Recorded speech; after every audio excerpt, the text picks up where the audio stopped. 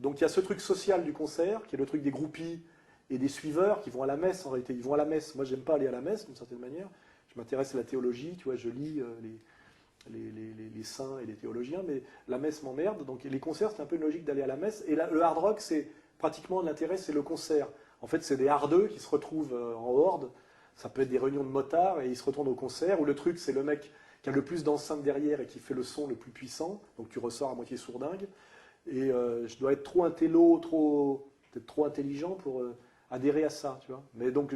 Mais ça existe et c'est vrai qu'à un moment donné, on a toujours eu un mépris pour le hard rock, qui est un truc très européen et qui était le truc le plus vendu en réalité.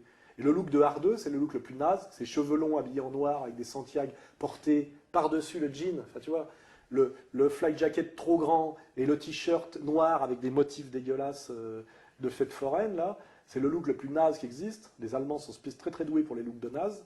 Donc ça se donne Scorpion et tout ça, là. Je connais tout ça, ça me fait marrer. De même que me fait marrer tout le truc glitter, hein, Alice Cooper, Aerosmith, Kiss, ça me fait marrer, tu vois.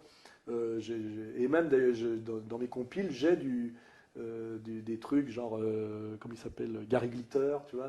Ça me fait marrer, j'aime bien. Mais c'est un peu du deuxième degré, voilà. Et en fait, c'est pas très sympa d'aimer le hard rock au deuxième degré, parce que c'est quand même se foutre de la gueule d'un certain prolétariat, parce que c'est quand même la musique des prolos, tu vois. Et en fait, j'en suis pas, quoi, c'est tout.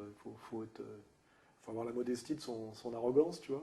Donc le hard rock, c'est pas mon truc, mais globalement, je te dis, le truc du hard rock, c'est jouer le plus fort possible, les autres jouer le plus vite possible, et l'autre le jouer avec le plus de pistes possible. Tu vois ce que je veux dire, quand à un moment donné, la performance quantitative prend le pas sur la créativité et le qualitatif, c'est mauvais signe. C'est pour ça que je te dis, pour moi, Robert Wyatt, ça reste le sommet. Alors ça doit faire chier plein de gens, parce que c'est le mec qui fait tout à la maison, visiblement, qui joue tous les instruments, et d'aucuns avec virtuosité, sauf de la batterie, mais comme il est, pour ceux qui le savent, hémiplégique, il bricole, mais pourtant c'est génial. Tu sais, comme peut être génial un artiste d'art brut qui, avec des vieux, je sais pas quoi, des casseroles rétamées, des machins, des bouts de ficelle, te fait une œuvre, un chef-d'œuvre, tu vois, voilà.